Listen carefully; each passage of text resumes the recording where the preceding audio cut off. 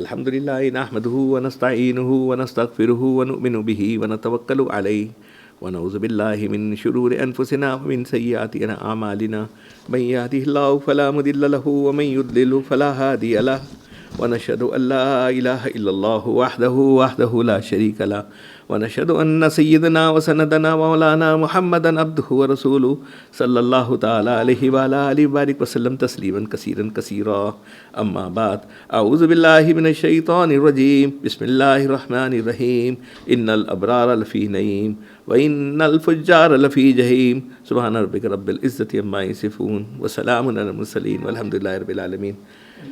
دوشے پڑھ لیجیے. اللہم صلی علی محمد وعلی آل محمد کما صلیت علی ابراہیم وعلی آل ابراہیم انک حمید مجید. اللہم بارک علی محمد وعلی آل محمد کما بارکت علی ابراہیم وعلی آل ابراہیم انک حمید مجید. جب حشر میں حساب کتاب ہوگا نا تو وہاں کوئی درمیانی جگہ نہیں ہے. جیسے عالم برزخ ہے نا، علین سجین، روکا جائے گا، روحوں کو روکا جائے گا، بعد میں حساب ہوگا. وہاں نہیں ہوگا. وہاں دو ہی ہے، یا جنت میں جائیں گے یا جہنم میں جائیں گے. لیفٹ پہ جہنم ہے، رائٹ کے اوپر جنت ہے. دو ہی چیزیں. ابرار ہوں گے وہ جنت میں جائیں گے اور فجار ہوں گے جہنم میں جائیں گے. اب ابرار کون ہیں اس کے اوپر تشریح کے اوپر تھوڑی سی ہم بات کریں گے، جس نے مجھے لائف کے اندر بہت زیادہ افیکٹ کیا. اور اس کے علاوہ میں نے انگریز دانوں کی بھی ایک دو کتابیں اس کے اوپر پڑھی، تو وہ انہوں نے اس چیز کو یہودیوں نے اور لوگوں نے اپنایا ہوا ہے اور کامیاب ہے. ہم کامیاب اس کے لیے نہیں، ہم نے اس کو چھوڑا ہوا ہے.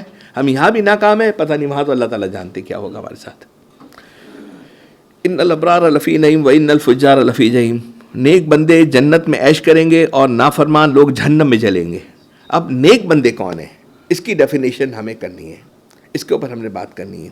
اب اس کے اوپر ہم حضرت حسن بصری کے دو واقعات بات کرتے ہیں. ٹھیک ہے.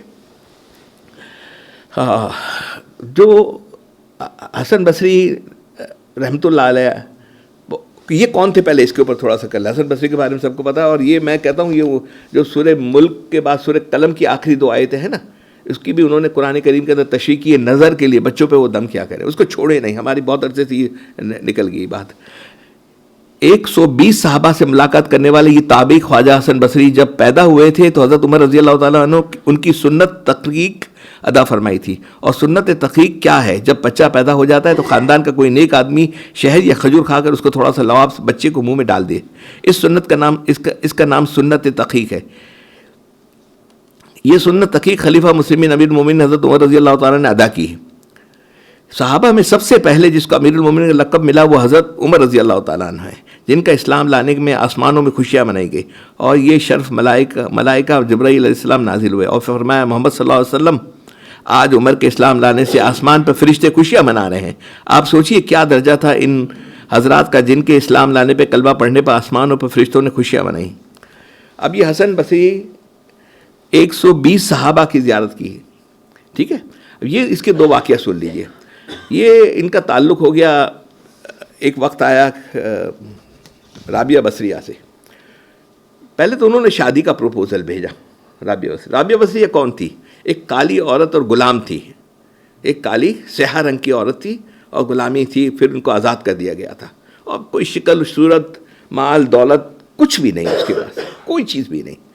حسن بصری نے ان کو پہلا تو یہ کام کیا کہ بھیجا کہ بھائی مجھ سے آپ شادی کر لیں. فارغ تھی تو انہوں نے رابعہ بصریہ نے کہا کہ اب میں شادی کرتی ہوں، 3 شرطیں میری ہیں، تو مجھے ذمہ داری کے ساتھ بتاؤ میرا خاتمہ ایمان پہ ہوگا. تو بولا میں تو ذمہ داری نہیں لے سکتا. بولا عالم برزخ میں میرا حساب کتاب جب ہوگا تو میرا معاملہ خیر ہوگا. بولا یہ بھی نہیں لے سکتا. بولا حشر میں بتا دیجئے کہ مجھے سیدھے ہاتھ میں اعمال دیے جائیں گے اور اللہ تعالیٰ مجھے آسانی فرما دیں گے. بولا یہ بھی میں ذمہ داری نہیں لے سکتا. تو رابعہ بصریہ نے کہا کہ جاؤ حسن بصری اپنا کام کرو، ابھی وقت نہیں ہے تمہارے پاس، میرے پاس بھی وقت نہیں ہے. اللہ اللہ کرو، اللہ سے اللہ کی مخلوق کی خدمت کرو. اس وقت یہ کام کرنے کا نہیں ہے. اب کام کرنے کا کیا؟ اس کے اوپر دوسرا سوال کیا جو ٹرننگ پوائنٹ ہے. یہ جو دوسرا سوال ہے حسن بصری کو، حسن بصری کا اور رابعہ بصریہ دونوں. حسن بصری سوال کیا کرتے ہیں رابعہ کا، آپ بتائیے کہ کمال زندگی کا راز کیا ہے. یعنی ابرار جو ہوں گے، ابرار میں بھی درجے ہوں گے، جنت میں بھی درجے ہوں گے. ٹھیک ہے. اب اس کے اندر جو ٹاپ کا درجہ ہوگا ابرار کا، وہ اس کو کمال زندگی کہتے ہیں. کمال زندگی کے اندر جس کو عروج ملا ہے اس کا راز کیا ہے. تو رابعہ بصریہ کیا فرماتی ہے یہ سنیے گا، ذرا غور سے سنیے گا. رابعہ فرماتی ہے یاد الہی کے ساتھ یاد الہی کے ساتھ خود کو تکلیف اٹھا کر دوسروں کو راحت پہنچانا. یہ نہیں فرمایا تم نفل پڑھو، تہجد پڑھو، ذکر کرو، یہ نہیں فرمایا. یہ کہ ہاں اتنا سا کہہ دیا یاد الہی کے ساتھ، اس کے اندر ایک الفاظ کے اندر سب کور کر لیا، لیکن خود تکلیف اٹھا کر مخلوق اور ہاتھ پہنچاؤ. اب آپ یہ سوچئے کہ اس وقت جب ہم عبادت زیادہ کرتے ہیں، ذکر زیادہ کرتے ہیں، آپ عمومی طور پہ دیکھ لیجئے ان میں بڑی سختی آ جاتی ہے، بڑی سختی آ جاتی ہے. اور اللہ معاف کرے، سب سے خطرناک کبر ہے وہ عبادت کا کبر ہے. جب عبادت انسان کرتا ہے اس کے اندر یہ آ جاتا ہے کہ میں نے عبادت کی، رات کی تہجد پڑھی، قرآن کریم کی تلاوت کی، میں سخاوت کر رہا ہوں، خیرات کر رہا ہوں، تو اس کا کبر سب سے خطرناک کبر ہے. اس کا نہیں فرمایا، کہا کہ نہیں، خود تکلیف اٹھا کر دوسروں کو راحت کیسے پہنچا سکتے ہیں. یعنی آپ سمجھ گئے نا، جو مخلوق کے ساتھ ہمارے جو معاملات ہیں، آپ یہ بتائیے کہ جو ہمارے مخلوق کے ساتھ کیسے معاملات ہیں. ہمارے مخلوق کے ساتھ مسلمانوں کا، آپ کسی بھی عرب کنٹری میں چلے جائیے، میرا اتنا عرصہ سعودیہ میں رہنا ہوا، دبئی میں اتنا عرصہ رہنا ہوا، کہیں بھی آپ چلے جائیے آپ کو بہت ساری مشکلات نظر آئیں گی. ہمارے حضرت والا فرماتے ہیں مکمل دین میں داخل ہو جاؤ، 5 چیزیں ہیں. پہلی بات توحید کی بات ہے. دوسری بات اعمال ہے، یہ 40% ہو گیا. 60% کیا ہے؟ اخلاق، معاملات اور معاشرت. یہ 3 چیزیں ہیں. حسن بصری ایک سیاہ عورت، غلام تھی، کوئی عام شکل صورت اور کوئی پیچھے بھی کوئی نہیں ہے. یہ فرما رہی ہے کہ دوسروں کو یاد الہی کے ساتھ خود تکلیف اٹھا کر دوسرے کو راحت پہنچانا، یہ کمال زندگی ہے، یہ ابرار کا عروج ہے. ابرار کے اندر صرف توحید کو پکڑ لیجئے، توحید کے آگے پیچھے نہیں ہونا ہے. باقی مخلوق کی جتنی بھی خدمت کر لیں گے، جتنا کام آ جائیں گے، یہ مخلوق کے ساتھ اپنے ماتحت. کیونکہ دیکھیں اس کے بعد آپ کو میں ایک بات بتاؤں، آپ صلی اللہ علیہ وسلم کی یہ ذرا سن لیجئے، مرض وفات میں لکھنے کے لیے تھال منگوایا حضور صلی اللہ علیہ وسلم نے. اس کے بعد میں حسن بصری کی دوسرا واقعہ آپ کو سناؤں گا، ذرا تسلسل کے ساتھ ادھر ادھر مت ہوئیے گا. مرض وفات میں لکھنے کے لیے تھال منگوایا. یہ روایت حضرت علی رضی اللہ تعالیٰ سے مروی ہے.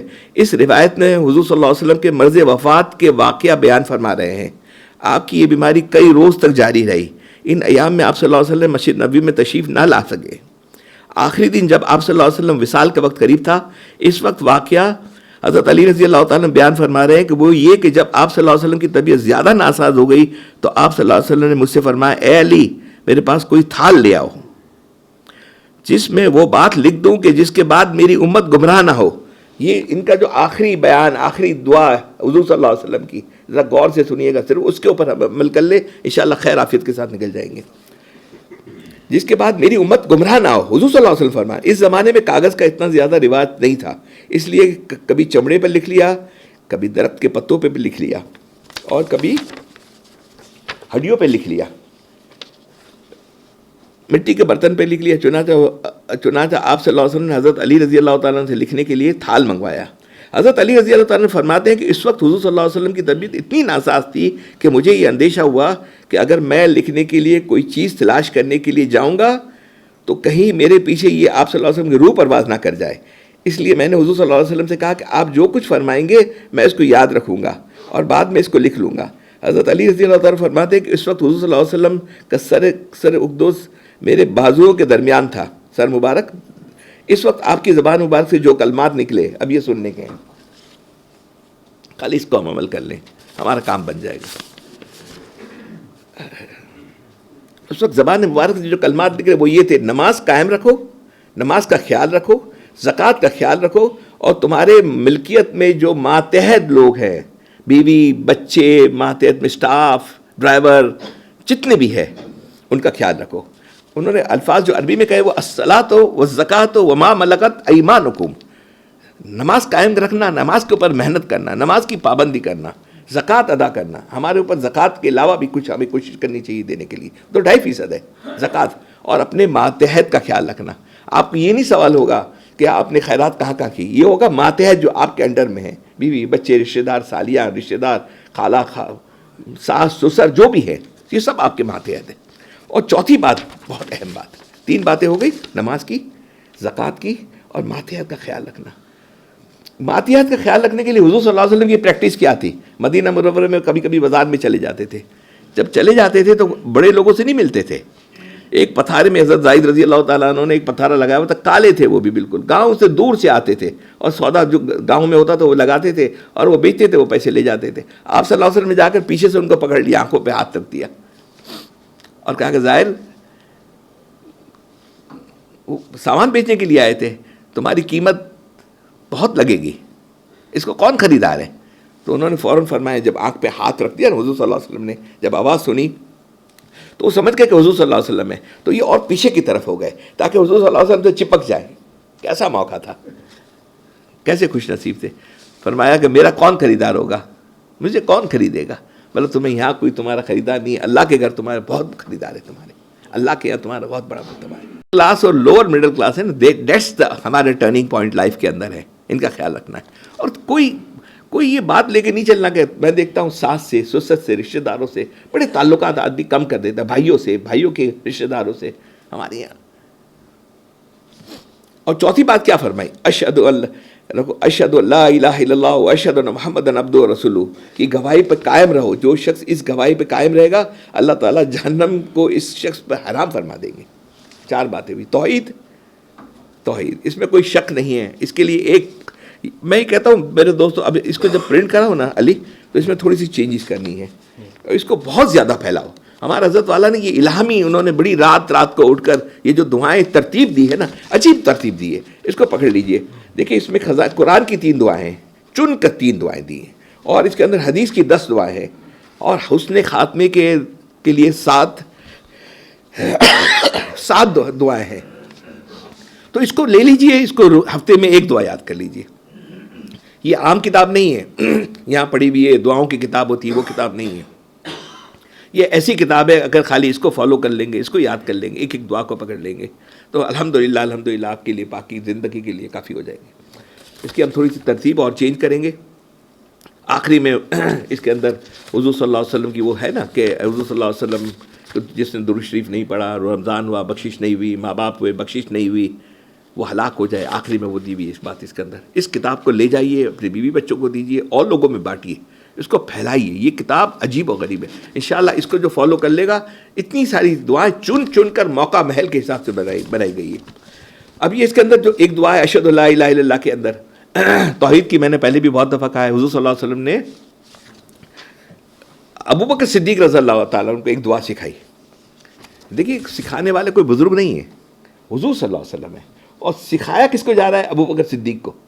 اس کے بعد اگر ہم یہ دعا کو بھی یاد نہ کریں، اور اس کے اندر توحید ہے، شرک کی نفی ہے، اور شرک خفی کی بھی نفی ہے. ابو بکر صدیق کے بعد حضور صلی اللہ علیہ وسلم جاتے ہیں، فرماتے ہیں کہ یہ شرک ایسا ہے کہ آدھی رات کالا پتھر، کالی چونٹی وہ اندر داخل ہو جاتا ہے.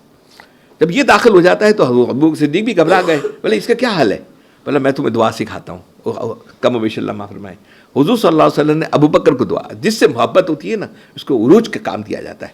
اس میں دعا دی گئی، اللہم انی اسألک، کیا ہے؟ ان اشرک بک وانا اعلم واستغفرک لما لا اعلم. یہ ایک دعا، ایک لائن کی دعا ہے، وہ بھی اس کے اندر ہے، یہ پورا واقعہ بھی اس کے اندر لکھا ہوا ہے. اس کو لے جائیے، پڑھیے اور بانٹیے، آگے دیجیے، اپنے پاس مت رکھ لیجیے. 10 کاپی ایک آدمی اس کو آگے کوشش کر کے اس کو دے بانٹے. انشاءاللہ دیکھیں 10 آدمی کا اللہ تعالیٰ عافیت اور خیر کے ساتھ خاتمہ خیر پہ ہو گیا تو آپ کا تو لاٹری لگ گئی. اللہ تعالیٰ ان کے خیر کے لیے آپ کام کریں گے تو آپ کی اولاد اور نسلوں کا اللہ تعالیٰ چھوڑ دیں گے. یہ اولادیں ایسے نہیں بنتی، پلتی نہیں ہیں.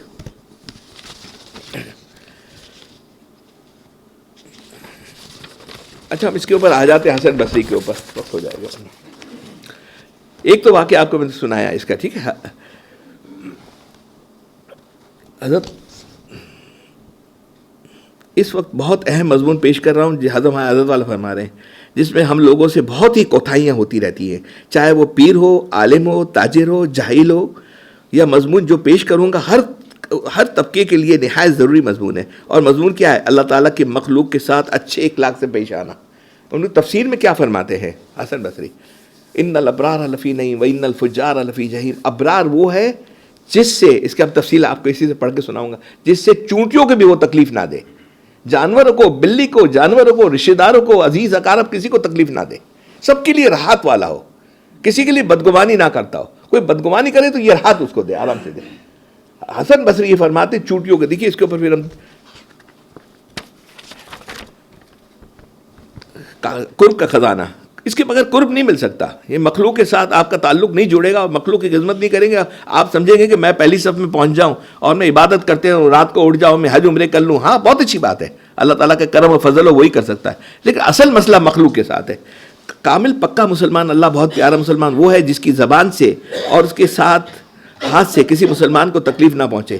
یا علامہ بدر الدین آئینی نے ایک علمی اشکار قائم کیا ہے, کیا پاؤں سے مارنے کی اجازت ہے؟ کیونکہ حدیث میں صرف یہ فرمایا گیا کہ زبان تکلیف سے نہ دو اور ہاتھ تکلیف نہ دو. اس کا جواب دیتے ہوئے جو اعضاء تکلیف پہنچانے کی کثرت استعمال ہوتے ہیں وہ صرف دو ہیں, زبان اور ہاتھ. انسان کو زبان سے ہی تکلیف دیتا ہے نا.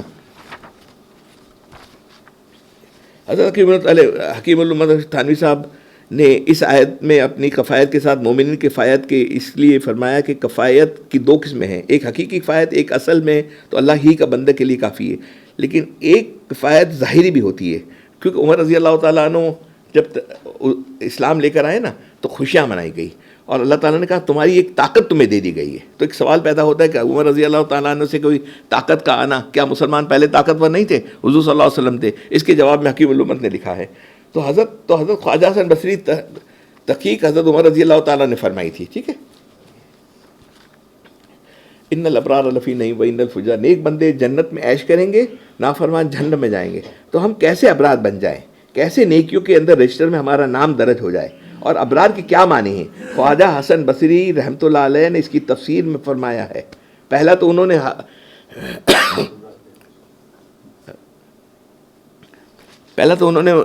رابعہ بصریہ سے پوچھا. ایک دیکھیے ان کا اپنا معاملہ دیکھو, اپنے آپ کو کتنا مٹایا ہوگا. اتنے بڑے بزرگ 120 صحابہ سے ملے ہیں, ایک عام سیکھ نوکرانی, عام کالی عورت جس کا حسن بھی نہیں ہے, کچھ بھی نہیں ہے, پیچھے بیک گراؤنڈ بھی کچھ نہیں, اس سے یہ سوالات پوچھ رہے. تو یہ مٹانا ہے, مٹائے بغیر بات نہیں بنے گی. اور مٹے گا کب؟ جب آپ چھوٹے لوگوں سے, بازار والوں سے, عوام سے ان کی خدمت کے لیے نکلو گے. اگر خدمت نہیں کرو گے, ان کی فکر نہیں کرو گے, جانوروں کی, انسانوں کی, رشتہ داروں کی, ایک بھی آج کے بعد ہمارا کوئی رشتہ دار سے ہمارا ایسا نہیں ہونا چاہیے کہ ہماری بات چیت نہیں ہے, اس نے مجھ سے یہ کیا تھا, اس نے مجھ سے یہ کیا تھا, سب کو معاف کر دیجیے, بالکل معاف کر 100%. اور معاف نہیں کیجیے بلکہ ایک الحمد 3 کل پڑھ کے روزانہ ان کو بخش دیجیے. تو ہم کیسے ابرار بن جائیں, کیسے نیکوں کے رجسٹر میں ہمارا نام درج ہو جائے؟ یہ حضرت وسلم فرما رہے ہیں. جو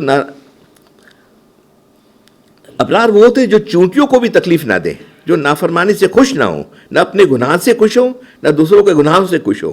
اللہ کی نافرمانی دیکھ کر ان کا دل غمگین ہو جائے, اپنا گناہ ہو یا کسی دوسرے کا گناہ کرتے دیکھ کر دل کو صدمہ پہنچ جائے. یہ اللہ کا تعلق کی دلیل ہے. کسی کو اپنے باپ سے محبت ہو تو باپ کی نافرمانی کرنے والے بھائیوں کو دیکھ کر دل غمگین نہیں ہوتا؟ ہو جاتا ہے. تو تم کیسے ہمارے بھائی ہو کہ لوگوں کو دیکھتے ہو, سب بھائی ہمارے, کہ تکلیف میں دیکھتے ہو, گناہوں میں دیکھتے ہیں, ہم غمگین نہیں ہوتے, اللہ سے مانگتے نہیں ہیں, ہے نا. تو خدا تعالیٰ کی محبت ہوتی تو صدمہ محسوس ہوتا. یعنی اگر انسان توبہ کرے تو اللہ تعالیٰ کے یہاں گنہگار کی توبہ گریہ بازی, آہوزاری اور ندامت کے آنسو کی کیا قیمت ہے, اس کو سن لیجئے. جب گنہگار بندہ اپنے گناہ کو یاد کر کے اللہ کے سامنے روتا ہے, اے خدا مجھ سے غلطی ہو گئی, مجھے بخش دیجئے, مجھے معاف کر دیجئے, مجھ کو ذلیل نہ کیجئے, مجھ کو سزا نہ دیجئے, میں کمزور ہوں, آپ کے دوزخ کے عذاب سے مجھ کو برداشت نہیں ہے, تو اس وقت اس کے آنسو شہیدوں کے خون کے برابر وزن کیے جائیں گے. اپنا معمولات ہے نا, اس کو تھوڑا سا کم بھی کر دیجئے, کوئی بات نہیں, لیکن دعاؤں کو بڑھا دیجئے. اور دعاؤں کو ضروری نہیں ہے کہ اس کتاب والی جو عربی دعا ہے آپ اس کو پڑھیں, اپنی زبان میں. ہمارے حضرت والا فرماتے ہیں, حضرت تقی عثمانی صاحب دامت و برکاتہ, کہ اللہ سے باتیں کیجئے. دیکھیے باپ جب خوش ہوتا ہے, رات کو بچے دعوت میں گئے, آئے تو میں نے پوچھا, تھوڑا سا مجھے وقت دیا, یہ تھا, باتیں کرتے ہیں نا تو باپ خوش ہوتا ہے نا. جب ابا خوش ہوتا ہے تو ربا بھی اسی میں خوش ہوتا ہے. اگر ربا کو خوش کرنا ہے تو باتیں کیجیے اس کے ساتھ, اے اللہ یہ بھی شکر ہے, اللہ مجھے یہ بھی دیا آپ نے, اللہ یہ بھی تھا. باتیں کیجیے ان سے, اللہ سے باتیں کیجیے. اللہ سے جب باتیں کریں گے, ایک ایک بات کے اوپر آپ اس کا شکر ادا کریں گے, پھر توبہ کریں گے, پھر یہ دعائیں بھی آپ اس کو سنائیے. یعنی اللہ تعالیٰ کے نزدیک کوئی چیز 2 قطروں سے زیادہ محبوب نہیں. ایک آنسو کا وہ قطرہ جو اللہ کے خوف سے نکلا ہو, اور دوسرا خون کا وہ قطرہ جو اللہ کے راستے میں گرا ہو. یہ ہمارا ایک قطرے. اگر نہیں آتا کسی کو رونے کا, بہت سارے لوگ کہتے ہیں کہ ہمیں رونا نہیں آتا. اگر رونا نہیں آتا اس کی بھی بہت اللہ کے قدر ہے, اس کے اندر سے دل روتا ہے. ہمارا حضرت والا فرماتے تھے کہ جو رونا نہیں آتا اللہ تعالیٰ کیفیت مخصوص ہے. اگر کیفیت ہو اندر سے دل رو رہا ہے اور کسی کو کوئی دیکھنے والا نہیں ہے تو اس کی رونے والے آنسوؤں سے زیادہ قیمت ہے، کیونکہ اس کو اور اللہ کو پتہ ہے اور کسی کو بھی پتہ نہیں ہے۔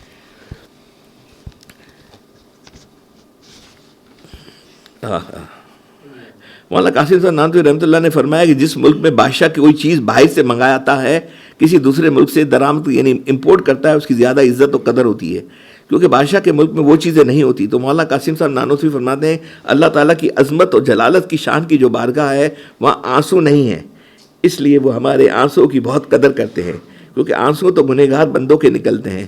فرشتے رونا نہیں جانتے کیونکہ ان کے پاس ندامت تو ہے ہی نہیں، ان کے پاس تو وہ تو نیک نیک کام کرتے ہیں، ان کے پاس ندامت کا ہے، ندامت تو ہے ہی نہیں۔ ان کو قرب عبادت حاصل ہے، قرب ندامت حاصل نہیں ہے۔ قرب ندامت ہم گنہگاروں کو حاصل ہے۔ کوشش کیجئے تھوڑا سا وقت اور بڑھا دیجئے اس کے اندر۔ علامہ آلوسی بغدادی رحمۃ اللہ علیہ نے حضرت روح المعانی میں لکھا ہے، سلطان ابراہیم ابن اعظم کا واقعہ لکھا ہے۔ دنیا کے بادشاہوں کا تذکرہ کہیں تفسیر میں آ سکتا ہے؟ یہ وہ سلطان ہے جس کی سلطنت بلک اللہ کے نام پر لٹا دی، تو آج تفسیروں میں لکھا ہوا ہے۔ دیکھیے ایک قربانی دی، ایک اپنی بادشاہت دے دی، اتنے بادشاہ گزرے ہیں۔ کوئی ہے چنگیز خان، ہلاکو خان کی قبر پتہ ہے کہاں ہے؟ کوئی جانتا ہے؟ کہیں لکھتے ہیں؟ کہیں بھی نہیں لکھے، لیکن کچھ ایسے بادشاہ ہماری تاریخ میں گزرے جو انہوں نے قربانی دی، اور قربانی دینے کے بعد ان کا نام آتا ہے جو اللہ کے لیے قربانی دی۔ اللہ کے لیے دیکھیے ہمارا ہم جو اگر آپ یہ مخلوق کی خدمت نہیں کریں گے، ہم ابرار کی طرف جانے کی کوشش نہیں کریں گے تو اللہ کی پکڑ ہماری ہو جائے گی، کیونکہ اس کی ناشکری ہو جائے گی۔ اللہ نے یہ نعمت ہمیں دی ہے، اتنی بڑی یہ نعمت دی ہے، ہم خانقاہ کے اندر، ذکر کے اندر، یہ سب چیز کے اندر بیٹھتے ہیں۔ اصل شکر یہی ہے کہ اعمال ہماری زندگی کے اندر آ جائے۔ اگر اعمال نہیں آتے اور ہم آتے ہو جاتے تو وقت خراب کرنے والی بات ہے۔ اعمال ہماری زندگی کے اندر آ جائے، اس کا صحیح شکر یہی ہے۔ مخلوق کے ساتھ جڑ جائیے، مخلوق کے ساتھ کٹ مت جائیے، کٹنا نہیں ہے ہمیں، مخلوق کے ساتھ جڑنا ہے، اور مخلوق کے ساتھ جتنی قربانی دے سکتے ہیں۔ میں ہمیشہ کہتا ہوں کہ میرے والد صاحب نے ہمیں یہی تعلیم دی تھی اور کہا تھا کہ بیٹا جب تم بھائی لوگ بھی الگ ہو تو ایسی اپنا کپڑا آگے کر دینا، جو ملے وہ لے لینا۔ جب میرے والد صاحب اور ان کے 2 پارٹنر تھے، تایا تھے ہمارے اور ہمارے پھپھا تھے، 3 پارٹنر تھے، 63 میں الگ ہوئے، 1963 کے اندر والد صاحب کو یہ کمپنی جو ہماری ان کو ملی، تو والد صاحب نے ان کو کہا کہ شکور تجھے کیا چاہیے، شکور تجھے کیا چاہیے؟ تو انہوں نے یہ کیا، کھڑے ہوئے اور ایسے کیا، بھائی مجھے جو بھی اس میں ڈال دیجئے میں لے لوں گا اور معاف بھی کر دوں گا اور آپ کے لیے دعا بھی کروں گا۔ ایسا کر دیا، بس آپ نے بھی ایسا کرنا ہے۔ پیسے کے لیے کبھی جھگڑا نہیں کرنا، لڑنا نہیں ہے، مال کے لیے نہیں لڑنا۔ مال ایسی چیز ہے، اس کے لیے خاندان ٹکڑے ہو جائیں گے، آپس میں بدگمانی پیدا ہو جائے گی، اور دنیا تھوڑے دن کی ہے میرے دوستو، زیادہ دن کی نہیں ہے۔ امام غزالی نے، یہ سن لیجئے بہت اہم امام غزالی کا واقعہ۔ امام غزالی رحمۃ اللہ علیہ کے استاد علامہ اصفر آئینی کے قول ملا علی قاری نے مشکات شرح میں لکھا ہے کہ انہوں نے بھی 30 برس تک درخواست کی، یا اللہ مجھ کو معصوم کر دے، مجھ سے گناہ نہ ہو، معصوم کر دے، معصوم کر دے، مجھ سے کبھی کوئی غلطی نہ ہو، کوئی خطا نہ ہو۔ 30 برس کے بعد دل میں خیال آیا اللہ تعالیٰ اتنے کریم ہیں، لیکن میری 30 برس کی دعا قبول نہیں کی۔ فوراً دل میں آواز آئی، اے اصفر تم معصوم بننا چاہتے ہو، لیکن معصومیت کا مقصد کیا ہے؟ یہ کہ تم میرے محبوب بننا چاہتے ہو؟ جب یہی مقصد ہے تو میں نے محبوب بنانے کے 2 کھڑکیاں کھولی ہوئی ہیں، تو معصومیت کا اور تقوی والی کھڑکی ہے، معصومیت اور تقوی والی کھڑکی کیوں چپکا ہوا ہے؟ کیا یہ تمہاری آیت تلاوت نہیں ہوئی؟ ان اللہ یحب التوابین، اللہ تعالیٰ توبہ کرنے والوں کو محبوب رکھتے ہیں۔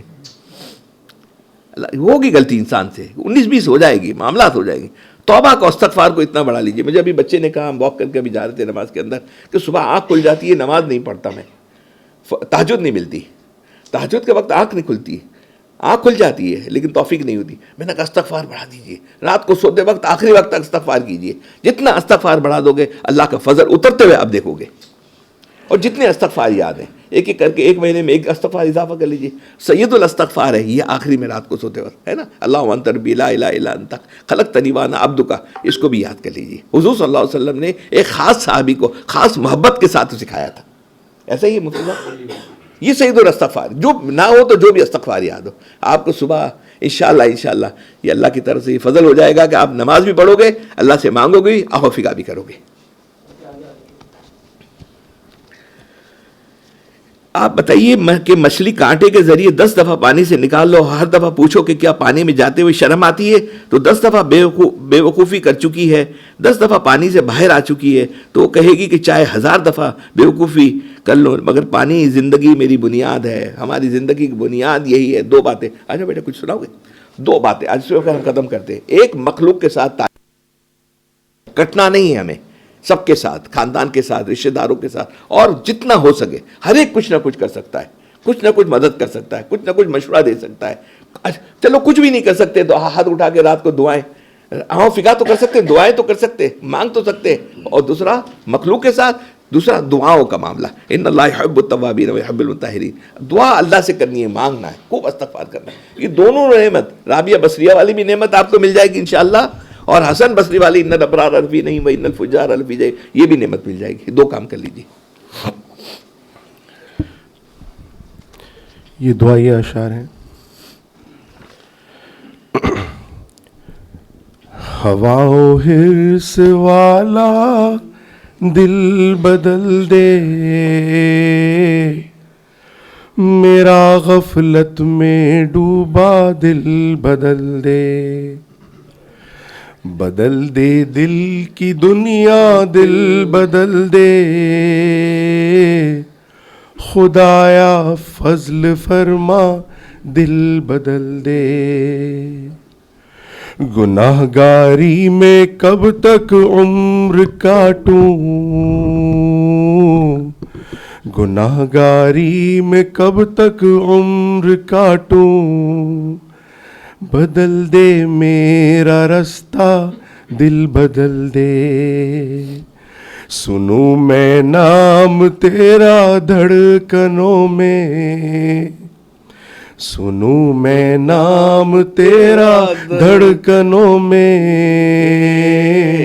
مزہ آ جائے مولا دل بدل دے، کروں قربان اپنی ساری خوشیاں، کروں قربان اپنی ساری خوشیاں، تو اپنا غم عطا کر دل بدل دے، میری فریاد سن لے میرے مولا، میری فریاد سن لے میرے مولا، بنا لے اپنا بندہ دل بدل دے۔ یہ اشعار ایسے رات کو تہجد میں اٹھے نا تو ہاتھ اٹھائے نا، اس وقت کچھ یاد ہو تو کچھ اس کو پڑھ لیا کرے، اللہ سے رویا کرے، بس رونا ہے، مانگنا ہے، بس اللہ بہت راضی ہو جائیں گے انشاءاللہ۔ قبر کا معاملہ، حشر کا معاملہ، عالم برزخ کا معاملہ، پل صراط کا معاملہ، بس اللہ کو کچھ نہیں چاہیے، اللہ کے پاس سب کچھ ہے۔ فقہ کرنے والا کوئی مخلوق نہیں ہے یہاں پر، ایک مخلوق ہے یہ والی، ماشاءاللہ۔ یہ دوبارہ پڑھیے، میری فریاد سن لے میرے مولا، میری فریاد سن لے میرے مولا، بنا لے اپنا بندہ دل بدل دے، تیرا ہو جاؤں اتنی آرزو ہے، تیرا ہو جاؤں اتنی آرزو ہے، بس اتنی ہے تمنا دل بدل دے، یہ کیسا دل ہے سینے میں الہی، یہ زندہ بھی ہے مردہ دل بدل دے، پڑا ہوں تیرے در پہ دل شکستہ، پڑا ہوں تیرے در پہ دل شکستہ، رہوں کیوں دل شکستہ دل بدل دے، جو تیرا سامنا ہو روز محشر، جو تیرا سامنا ہو روز محشر، تو دیکھے مسکرا کر دل بدل دے، ہٹا لوں آنکھ اپنی ماں سوا سے،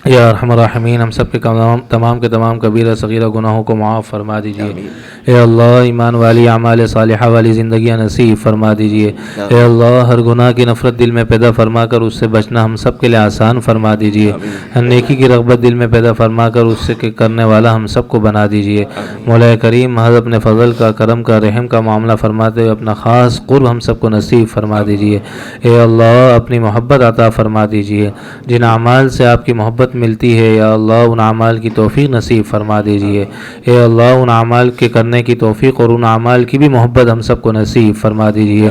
اے اللہ اپنی پسند کا جینا ہم سب کو نصیب فرما دیجیے۔ اے اللہ ایمان اور اعضاء کی سلامتی والی اے اللہ اپنی پسند کی موت ہم سب کو نصیب فرما دیجیے۔ اے اللہ صدیقین یا اللہ اپنے مقربین اور محبوبین کے آخری حد تک ہمیں ہدایت نصیب فرما دیجیے۔ یا ارحم الراحمین آپ کی ذات کے پاس قرب حاصل کرنے کا اور یا اللہ آپ کی ذات کی محبت حاصل کرنے کا یا اللہ ہم سب کے دلوں میں شوق پیدا فرما دیجیے۔ اس کے لیے جو باطنی بیماریاں رکاوٹ ہیں یا اللہ ان سب سے ہم سب کی اصلاح فرما دیجیے۔ ان کی اصلاح کی طرف ہم سب کی توجہ فرما دیجیے۔ اے اللہ اس کی فکر ہم سب کو نصیب فرما دیجیے۔ اے اللہ محض اپنے فضل و کرم سے ہم سب کی خزانہ غیب سے تربیت فرما دیجیے۔ نفس و شیطان کے شر سے ہماری حفاظت فرما دیجیے۔ اے اللہ ہر ظالم کے ظلم سے ہماری حفاظت فرمائیے۔ ہمیں ظالم بھی نہ بنا، ہمیں مظلوم بھی نہ بنا۔ یا ارحم الراحمین محض اپنے فضل و کرم سے ہمارے ضعف کو قوت میں تبدیل فرما دیجیے۔ اے اللہ ہماری کمزوری کو طاقت میں تبدیل فرما دیجیے۔ ہماری ذلت کو یا اللہ عزت میں تبدیل فرما دیجیے۔ ہماری قلت کو کثرت میں تبدیل فرما دیجیے۔ اے اللہ محض اپنے فضل و کرم سے اے اللہ ہماری قلت کو برکت سے تبدیل فرما دیجیے۔ نعمتوں کی برکتوں سے ہم سب کو مالا مال فرما دیجیے۔ سجدوں کی لذت، قرآن کریم کی تلاوت کی حلاوت ہم سب کو نصیب فرما دیجیے۔ نعمتوں کے مل جانے کے بعد نعمتوں کی محرومی سے ہماری حفاظت فرما دیجیے۔ یا ارحم الراحمین شیخ کی قدردانی کی توفیق نصیب فرما دیجیے۔ اے اللہ ہمارے شیخ کی اللہ فیض کو عام فرما دیجیے۔ ہم سب کے دلوں میں اللہ ان کی عظمت، قدر، محبت پیدا فرما دیجیے۔ اے اللہ اس کی بدولت اپنے حبیب اور اپنی ذات کی محبت ہم سب کو نصیب فرما دیجیے۔ اے اللہ ہمارے شیخ کے فیض کو عام فرما دیجیے۔ رکاوٹوں کو ختم فرما دیجیے۔ اپنوں کی حماقتوں سے، غیروں کی شرارتوں سے اللہ ہم سب کی حفاظت فرما دیجیے۔ ہر جہت سے، ہر شر اور ہر فتنے سے ہم سب کی حفاظت فرما دیجیے۔ ہمیں شریر اور فتین نہ بنا۔ یا ارحم الراحمین تمام بیماروں کو عافیت والی، سلامتی والی، صحت والی، تقوی والی زندگیاں نصیب فرما دیجیے۔ اے اللہ تمام اموات مسلمین کی کامل و مکمل مغفرت فرما دیجیے۔ تمام پریشان حال مسلمانوں کی پریشانیوں کو ختم فرما دیجیے۔ جتنے آئے ہوئے دوست یا اللہ ان کے جس کے دل میں جو حاجتیں اپنے خزانہ غیب سے اس کو پورا فرما دیجیے۔ یا ارحم الراحمین ان کے آنے کی برکت اور اس کو یا اللہ ہم سب کے لیے یا اللہ ذخیرہ آخرت و نجات بنا دیجیے۔ یا ارحم الراحمین ان کے آنے کی برکت اور اس کی قربانی سے یا اللہ ہمارے شیخ کے فیض کو یا اللہ ہر ایک کے گھر میں زندہ فرما دے۔ جو کہا ہم سب کو یا اللہ اس پر عمل کرنے والا بنا دیجیے۔ اے اللہ ہر دنیا آخرت کی خیر جو آپ کے نبی نے آپ سے مانگی یا اللہ ہم سب کو ہماری نسلوں کو نصیب فرما دیجیے۔ اے اللہ ہر دنیا آخرت کے شر جس سے آپ کے نبی نے آپ سے پناہ مانگی ہم سب کی ہماری نسلوں کی سے حفاظت فرما دیجیے۔ ربنا تقبل منا انک انت السمیع العلیم وتب علینا انک انت التواب الرحیم وصلی اللہ وسلم علی سیدنا محمد وعلی آلہ وصحبہ اجمعین آمین برحمتہ۔ دیکھیے ہر گناہ ہے نا معاف ہو جائے گا، شرک معاف نہیں ہوگا۔ ہر گناہ معاف ہو جائے۔ آپ نفلی عبادت کی آپ نے تو معاف اللہ تعالیٰ کر دیں گے۔ اللہ آپ نے